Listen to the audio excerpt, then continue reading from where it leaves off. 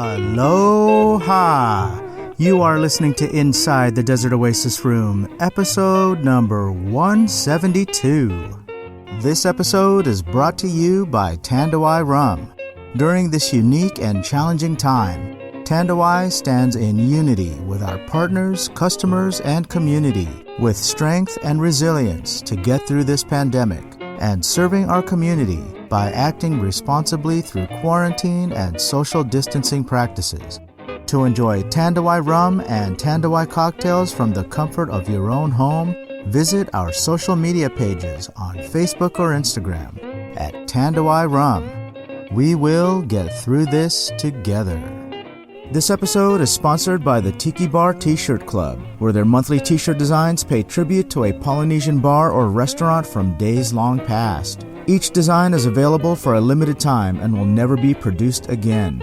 For more information and to check out this month's shirt, visit tikibartshirtclub.com. On this final installment of our series, The COVID Chronicles, we chat with Noa Laporga. Noa, along with his partner Angelina, are the founders of Hawaii's newest tiki bar, known as Skull and Crown Trading Company. We learn about Noa's eclectic background, his upbringing on Oahu, and how it culminated into him opening Skull and Crown. And as the world slowly reopens, we discuss what's next for this venture, including collector's mugs, a book, an album with Don Tiki, and the upcoming Skull and Crown Traders Club. As always, I hope you enjoy this episode as much as we did bringing it to you. If you enjoy this podcast, please consider helping us with your support during this challenging time. Stop by desertoasisroom.com to check out our merch or leave us a tip. We've got tiki mugs, t-shirts, and pendants available right now. Any purchase or donation, no matter the size, is totally appreciated and helps keep this podcast coming to you every week. Alrighty, grab a Mai Tai and join us inside the Desert Oasis Room as we take a virtual trip to the island of Oahu. And give it up for our friend Noa Laporga.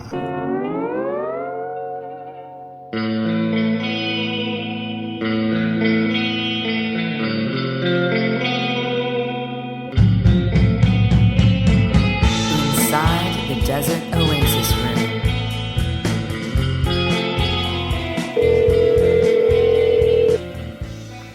Aloha.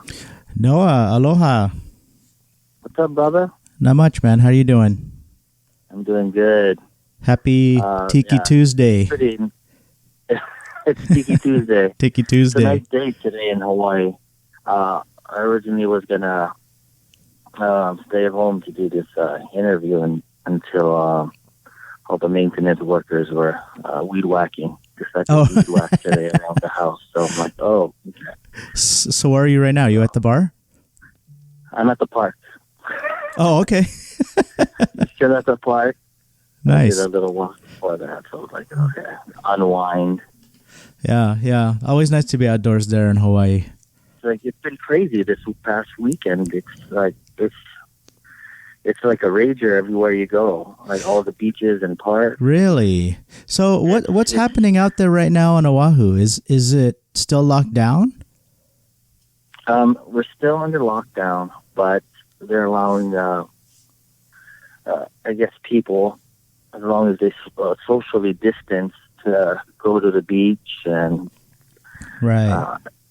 Before it was like you're not allowed to stay on the sand or chill on the sand. You have to be constantly moving or swimming until this past weekend, or was it a week already? I think it was just this past weekend. They're allowing that, and they opened up the parks. Okay. You can't picnic or anything, although people's been doing that, and tennis courts and some sports. What does the tourism look like? Are people traveling there now? I went to Haleiwa. I usually go to Haleiwa or Circle Island, which is what me and Angelina, my girl, do every so often. Just kind of drive around the island and do some pickups, go to Kuhuku Superette, pick up some poke and roll me some shrimp. Right. Just once a week, just go around. but it was crazy busy and packed, and I don't know. There's been a lot of tourists. It's crazy. Yeah. It's all over the news now. Like, Yeah. if you don't quarantine, they post it on the news. It's kind of weird. This morning they were at one of the airports, and it was packed. There were long lines, and some people missed their flights because the security was backed up. No way. Yeah, so it seems like people are starting to travel again. Out here in Orange County, they just opened, they're calling it stage 2 of the reopening, where they open dine-in restaurants, they open shopping malls, retail shopping, they open the beaches. Yeah. And, people are supposed to be social distancing and wearing masks, but from everything that's being posted, nobody's doing that. They're just going back to normal. Yeah, it's crazy. And I posted some videos. I guess there were 2 huge parties last night or this past weekend at Waimea Bay. Oh, wow. There were like hundreds of people.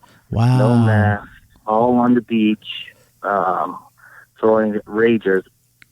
It was mostly like military people, and some locals, and it's there in Mokulea Beach Park. Huge fire out of pallets. But the thing was, not only did they not wear masks, or it was just like a huge rave or a concert, seemed like. Yeah. They left all the opala and all the trash on the beaches, which is what kind of, got me a little fired up on a lot of the locals here in Hawaii. Oh, I bet. Like, I'm talking about plastic cans all over the sand and pallets. And that's one thing we're not allowed to do is burn pallets, too, for bonfires, because it warms up the nails. And there's been instances when people walk the beach to step on, all of these nails. So it's weird. It's a weird time here. Yeah. Is there a reason why they chose Waimea? Is it because it's so far away? They thought that they'd be able to have a big event there without raising a lot of attention? I think Mokulea would be the place to do it because it's so far away, right? Yeah. But Waimea is such a popular beach and so iconic. It's just, it's still detached from, especially if there's no tourists, right? It's still so detached from the other side of the island, Yeah, and, as I said before, there's not many tourists, but I see a lot on the North Shore. Yeah. Waikiki is dead. And it's like a ghost town there, and all the other places in town. But for some reason, I think they're all going up north. Tourists be doing that drive around and hanging out on the North Shore, Haleiwa, and all of these places. Yeah. So, how have you guys adjusted to the past couple of months? It's kind of weird, but, we're kind of adjusting to it. They're allowing restaurants to open up on June 5th here in Hawaii. Okay. We fall under the category of a restaurant, so we're able to open up with a lot of changes. We adapt to a lot of the changes. Right. One of the requirements, which is, like, they're not allowed to have any bar stools. There's no one standing at the bar. Right. Got to remove 50% of seating in our bar. That kind of stuff. It's like, I don't know if we should even open or not. We're still debating, me and my partner Angelina. We're thinking of if it's even worth it to open. During this time. They're still doing the stay-at-home order, but at the same time, they're allowing us to open up for restaurants, but they're still telling people to stay home. And I don't know, it's just such a weird, weird thing. Yeah. This time that you guys have been closed, have you been doing anything creative with the business? Like, has it spurned any kind of new menu items, drinks, or anything like that? Or have you just kind of treated it as time off to recharge the batteries? It's half. I think now's the time, we were just thinking like, oh, this is our time. Yeah. Because we have other businesses too, where it's just like we plan and promote pop-up events and bars, aside from Skull and Crown. And so usually around this time is when we usually just chill out and brainstorm on what we should do for upcoming projects. Okay. And for our effects company up in Los Angeles, we kind of brainstorm and think about what we can do and work on that as well. So interesting. But yeah, I mean, we have a lot of our bartenders. They just come up with ideas of what we should do and how we should adapt when we do open. Yeah. I want to talk about Skull and Crown for a bit because, so for our listeners that don't know, Noa is the owner-founder of Skull and Crown. And, when you guys opened, you seemed to come out of nowhere. At least for the people out here in the mainland, it was just, there's all this buzz, right, about this new tiki bar out there in Hawaii. And it was interesting to hear that because for a long time, craft cocktails and that kind of stuff was not really associated with the islands. Yeah. Let's give our listeners a deeper dive into the history of Skull and Crown. Speaking of that, let's talk about your background. Tell us about how all of this started for you and the journey to opening Skull and Crown. So Skull and Crown is a partnership between me and my partner. It's like a half thing. Angelina. You'll meet her one of these days. I mean, as far as my background, I've been a big fan of tiki for quite a long time. Actually, not as probably not as long as you. Like around just 12, 13 years. That's a long time. I'm in fan, and so I fly in and out quite a bit. California because of business up there as well. Yeah. Especially to Los Angeles, and of course visiting all the iconic bars like Tiki, Hut, every so often, every chance I can get, and of course living here on Oahu. Visiting La Mariana, and pretty much that's it. As far as tiki bars here in Hawaii. So, were you in hospitality before Skull and Crown? No, but I was more into event promotion, production. Okay. And of course, just a lot of marketing and promoting events for different places, and like a lot of pop-up stuff. Right. Especially Halloween and horror, more in the horror genre, is where my background comes from, because we also do like haunted houses and attractions. Oh, nice. So, nice. That sounds awesome. So I also have, me and Angelina, we also have a effects company in Van Nuys, which is called Black Box Effects. And we had this effects company for quite a long time, but we just recently moved within the past 2 years to Van Nuys. Okay. And we do effects props, makeup effects props, like a boutique effects company that our artists work on films or horror attractions. Okay. Just a lot of practical effects things, yeah. So that's where the theming probably came from, I'm guessing, is from having your effects background.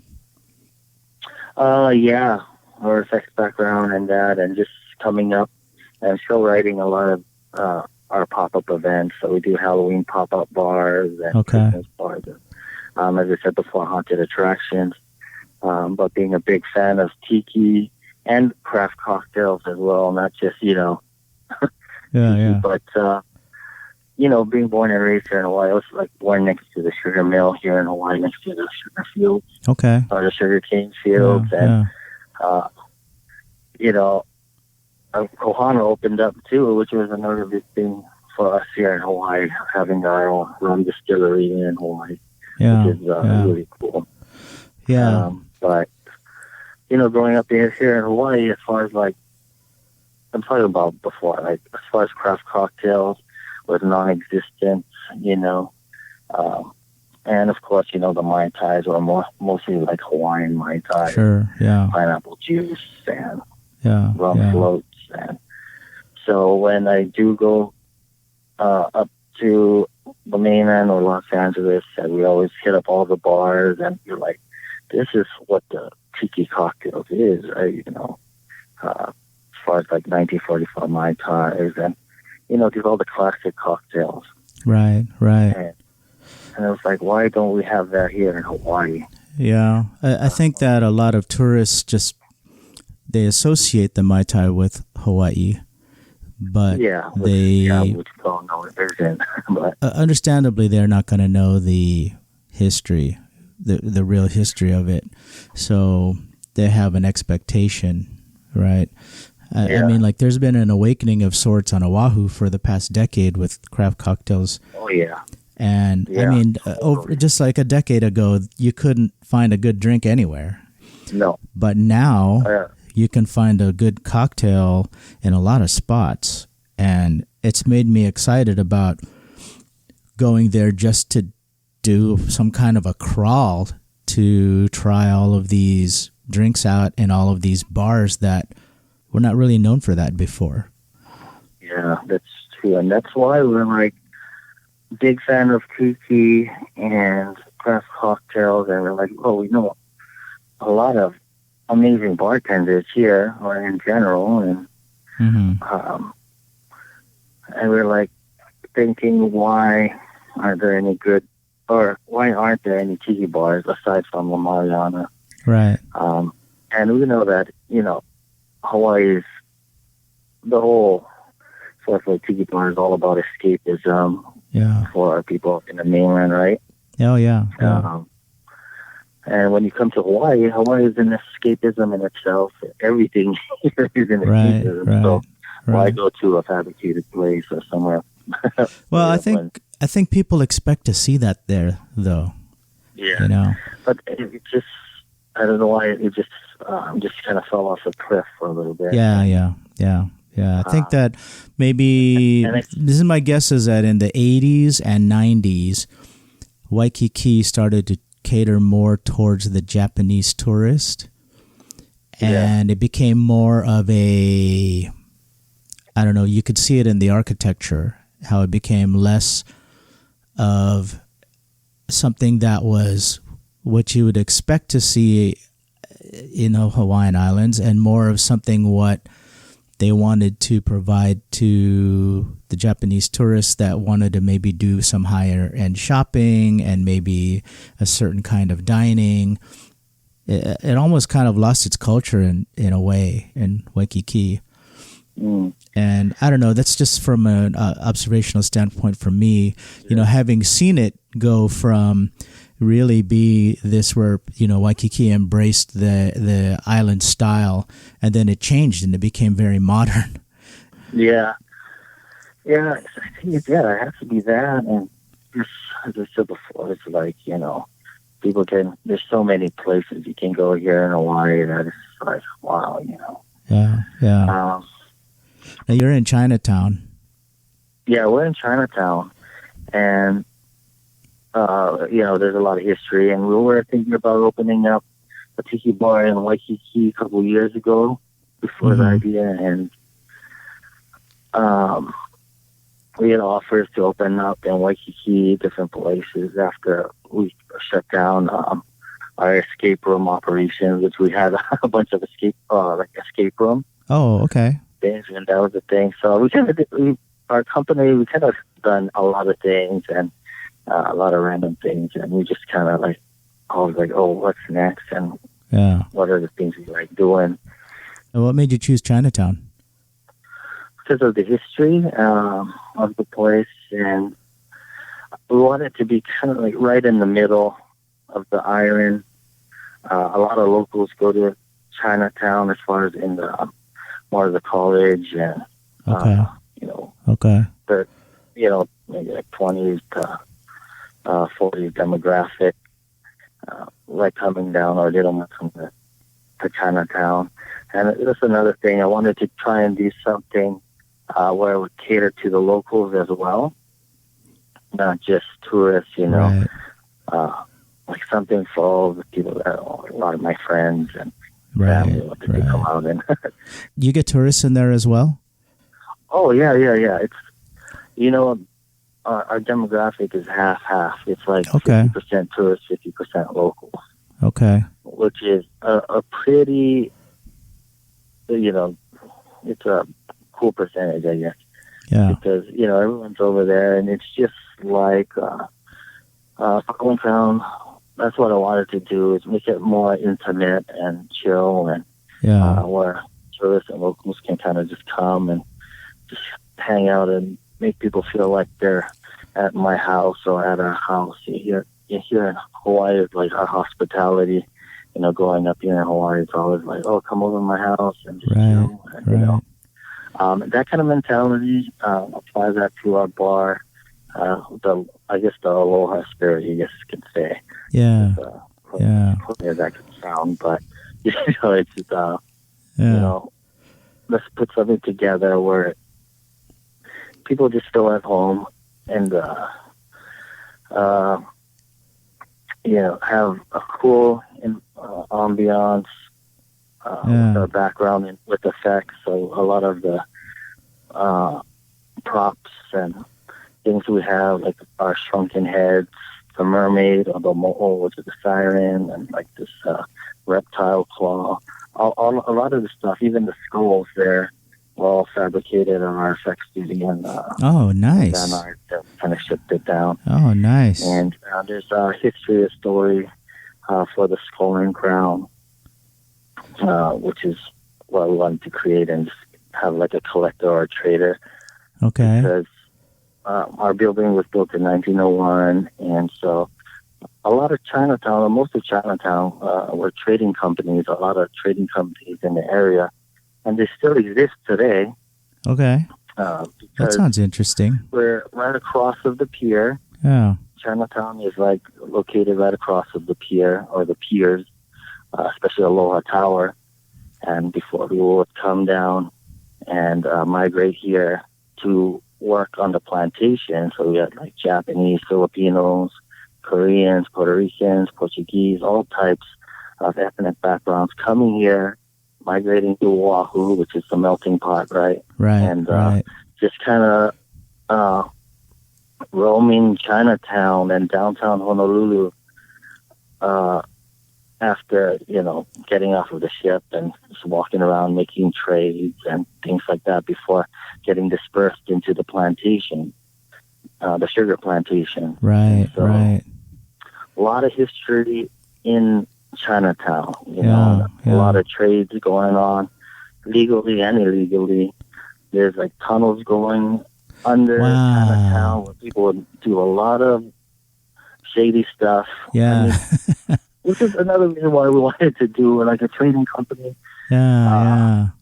But more like we did a lot of reference. We looked up a lot of bars and stores of how Chinatown stores looked, or restaurants looked back then in the late 1800s, early 1900s. And of course, we did a little twist of saying, what if the trader collected a lot of these, not creatures, creatures and just random things. Okay. And he was just fascinated with Hawaiian folklore, which is why we got the mermaid, which is, we have that. And right. many hula heads and, just random stuff. So it is a little on the darker side, but for us locals, like I said before, we live in paradise. And, so it's an escape for the locals too. We have to create an environment where the locals are like, let's go check this out. Yeah. So the name Skull and Crown, I'm assuming the name Skull and Crown is coming from your effects background. Yeah. Okay. Yeah, pretty much like that. And then there's a big story about that. And we just wanted to create something random and different here in Hawaii, something small. But of course, cocktails had to be, legit. Not just work on the ambiance or, how the place looks, but of course do all the classic tiki cocktails, right? And as well as adding our own cocktails to that program. So tell us the story of Skull and Crown. Is it something you can share? Yeah, I can share it, I guess, but I mean, okay, it's kind of like our own secret thing between me and Angelina. Oh, okay, all right. Well, I'll respect that. If it's something that's personal or private, I'll respect that. So, let me ask you this: what's some of the stuff there that? Tell us about your drink and food program there. Like, what's the most popular drink on the menu?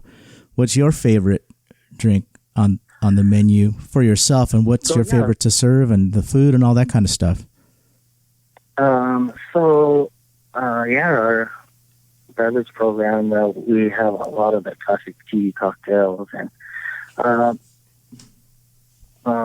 guess my favorite right now is the Ava Ava. It's a simple, basic bitter Mai Tai. Okay. It's one of our, that a lot of people like. It's some Mai Tai with Campari in it and mixed with a lot of stuff. It's pretty good. So sounds interesting. Hawaiian, or Ava is bitter in Hawaiian. The word bitter in Hawaiian. So bitter Mai Tai. Oh, okay. It's a pretty popular drink. We also have our Skull and Crown drink, but that's for 2 people. And it's our interpretation of a zombie. So, and it comes in our skull mug. So it's served in our skull mug. Oh, nice. So, is that skull? Like it because it's served in that. Yeah. Is that skull custom made for you guys? Yeah, I need that skull because this is a funny story. We weren't expecting to open. This is, I guess, June 7th. Mm-hmm. Which is not too far away. Would make 1 year. Right. That's next week. Yeah, that's next week. We make 1 year. But we actually got our space in November. Okay.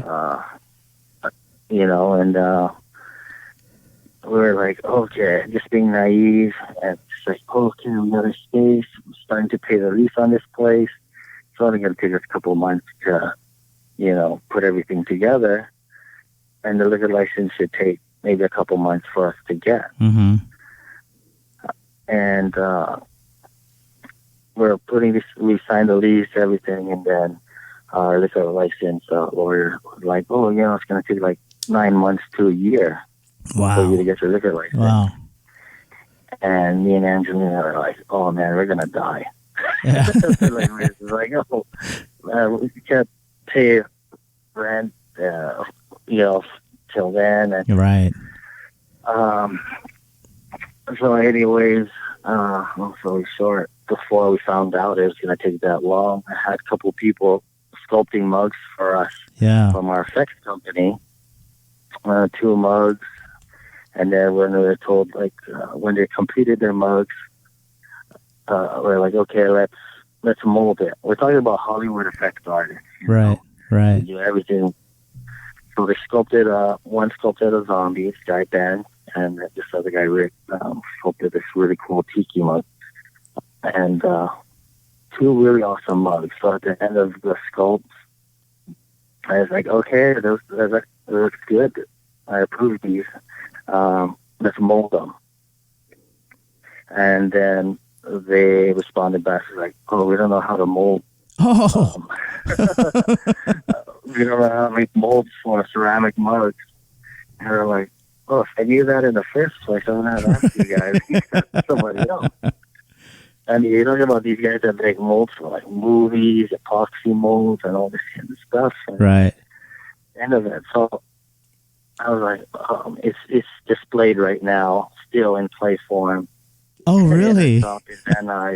And long story short, our lawyer's like, oh, you can apply for a temp liquor license. You could probably get it in like a month or two. And I was like, why didn't you tell us that in the first I know, place? right? And I was like, so there was like a couple months of us paying it when we could have applied for a temporary liquor license that was linked to the restaurant before us, right? Yeah, so yeah. That was the only way. And I wish we knew about that earlier. Long story short, I do some sculpting and molding too. So I was like, Okay. let me just sculpt a skull and whatever. Super fast and quick. And I took it to this guy, Dean, up in town, which is the only ceramic place here in Hawaii, on Oahu. Yeah. I took a sculpt and I brought it to this guy, which is a ceramic hobbyist, which Henrik Van Tiki knows about. We always laugh about this guy because he used to do stuff with this guy as well. Okay. When Henrik Van Tiki used to live here. When he lived there. But anyway, long story short, I go over there and I was like, can you please mold this and cast this? And it was done. And it was super quick. So, I didn't even have any branding under the skull. So he was like, oh, you're not going to put your name at the bottom of the mug or the sculpt? Yeah. And I just grabbed a pen and kind of scraped out an STC, super ghetto. And he only made like 14 of those mugs. Oh, wow. And I got the mold. And then that's why it was like such a quick thing. Yeah, yeah. You pulled them right before we opened, and we're like, oh, okay. Yeah. At least we have a mug for ourselves, and we still have those. And wow, that's a great story. Yeah. That's a rare mug, huh? Yeah, and then there's so many people we catch trying to steal them. Oh, yeah. I bet. Yeah, right before. And we only captured like 13 of them. Yeah. And then I'm surprised we still have a lot of them. Well, that's good. During the whole year of being open. Yeah. This guy was like, I think a week before we closed, I think it was a week before we closed. I saw this guy like hiding the mug under his T-shirt by the bar. Uh-huh. And then I was like, oh my God, this guy's like, trying to hide. And then he went to the bathroom, comes back out with the mug still under his T-shirt. Right. And then I go up to him, and I was like, oh, sir, are you done with your drink? And I was looking at his shirt where the bulge was. Yeah. And then he lifts up his shirt, and he was kind of defensive. And he was like, oh, no, I'm still drinking it. And he was drinking out. So for 10 minutes, he looked like, I guess he was all embarrassed and stuff. Yeah, yeah. Looked like an A. And just drinking out of that empty mug for 10 minutes. Oh. You got to put a deposit or something on those things, man. Yeah, I know. Right. That's cool. I mean, that's the only kind of mug we have, but which is just for I know we get asked a lot, surprisingly, on mugs and people wanting to buy top dollar for them. Yeah, of course. It's, it's sometimes it's either going to be a collector or it's going to be maybe somebody's there on vacation. They may be celebrating a holiday, birthday, anniversary, whatever, and they want to have a souvenir. Yeah, of course. So totally. Yeah. At least they're offering and they're not stealing it, right? They're offering to pay for it. Yeah. Yeah, that's true. Yeah. And I think when we first started our Aloha Friday broadcast, and we had Gecko on. Gecko's the homie. Yeah. And dude, he sculpted us a mug. Nice. I was like, what? Yeah. Out of the Ward Bean stuff with the skull and crown on it. Oh, nice. That's dope, man. So is that going into production? He casted a few already, so we're just gonna talk about when we're gonna do that and release that. Oh, wow. Put me on the list, bro. I got to get one of those. Yeah, man. Yeah, for sure. We've both done that, and we're just trying to, during this time, it's like, since we can't sell cocktails or anything like that, then, yeah. what can we do? What can we sell? And not just for us, but for the artists involved. So. Oh, I get it. I mean, I'm in the same boat, right? So I mean, we're all just trying to get through. So I'm trying to come up with all these things that where all these artists that are linked to us can get, some sort of income during this time. And so that's nice of you. Our next thing is like a collaboration is with Don Tiki. Right. And which is we're doing a re-release with some songs and 2 unreleased tracks. Wow. And it's going to be the Skull and Crown album. Very nice. Skull and Crown presents Don Tiki's Skull and Crown album. And Kit from Don Tiki is mastering everything right now as we speak. Wow. I kind of put together the track list, and I was like, let's do this. And I said, you guys can keep 100% of everything. Wow. Let's just figure out something. And because Kit performs every first Friday at Skull and Crown as a trio. Yeah. Which is pretty iconic and legendary. So, Yeah. That's awesome, man. They're doing kind of a hard time right now. So we're just trying to figure out ways that we can do that. Yeah. Help out each other. Yeah. I love that. You guys are working on a book right now too, aren't you? Yeah. We're working on a book, and that's still in the works and still down the line. And right.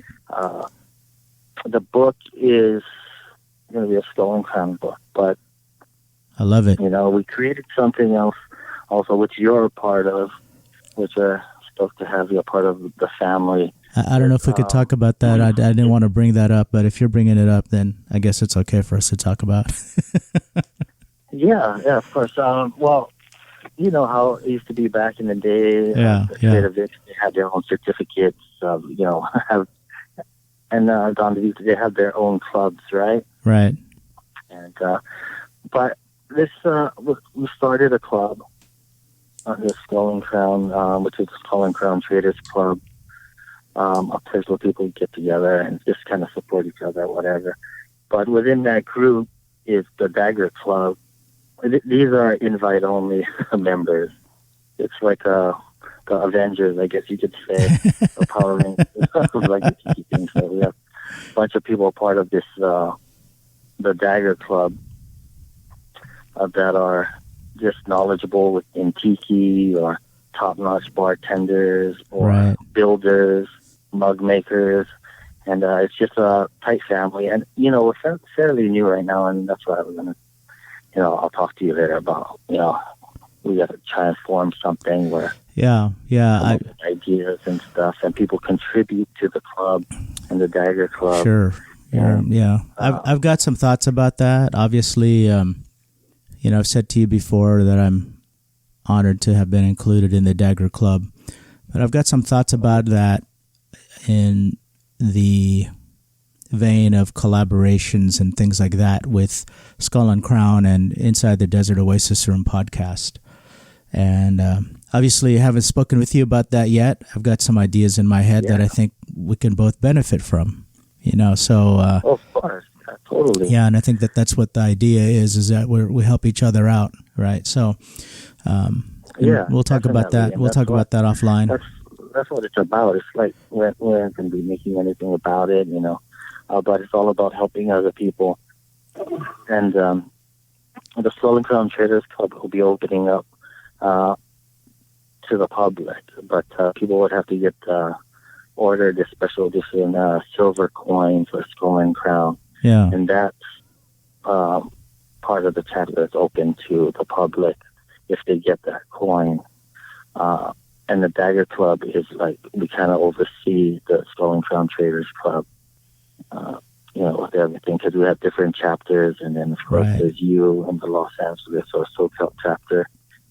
You, Randy Tarlow, Jackie Smith, Randy from Liquid Alchemist, Right. and Nathan Hazard from Will McCoy. Yeah. You guys are in charge of the Los Angeles chapter, or the SoCal chapter. So coming up with ideas and events for the club is going to be really awesome. And of course, we got the whole chapter, Los Angeles, NorCal, and Las Vegas right now. Yeah. And so once our blacksmith is done creating our coins, because we're doing it old school way, we're not doing model stuff. Right. We're going to start opening up the Skull and Crown Traders Club to the public once they purchase a coin. Very nice. Very nice. That's exciting. Yeah, it'll be fun, and it's a way to keep people active and involved, and to be a part and to be included in something is something really awesome. Yeah, I love that. Well, if people want to learn more about Skull and Crown, maybe even visit you in the future to get your address and all that kind of stuff, where can we have them find you online? You can visit us on our social media. Our social handle is Instagram, which is Skull and Crown Trading Co. At Skull and Crown Trading Co. And our website is cullandcrowntrading.com. Perfect. That's our website. Perfect. So yeah, come out. When things start selling, you might open up on June 5th, and if you do, it'll be in our Enchanted Courtyard, because we have a courtyard in Chinatown. We're thinking about just opening that part up and, serving cocktails and make it private, more like a reservation-only kind of event. Right. So, Very nice. Well, I hope to get out there soon. I was supposed to be out there this summer, but, the travel's been suspended right now. So my goal is to get out there now before the end of the year, since I can't go this summer. So if I can get out there before the end of the year, I'll let you know ahead of time. Oh, yeah, you better. Yeah. And then the club members will throw a big party. Oh, I love that. A big luau for you. Yeah. I'm excited about getting out there. Yeah, please, man, come out. We'll keep you in our quarantine place. If you come out, you have 14 days. Yeah. You get hired in our bar. Very nice. Take a shower in the waterfall. I'll hang out there. I'm happy with that. Cool, man. Well, I'll let you get back to your day, and I appreciate everything again. Oh, no. Thanks for having me, man. We'll talk soon. Awesome. Thank you so much, Adrian. All right. Thanks, Noah. Cheers. Aloha. Yeah, mahalo.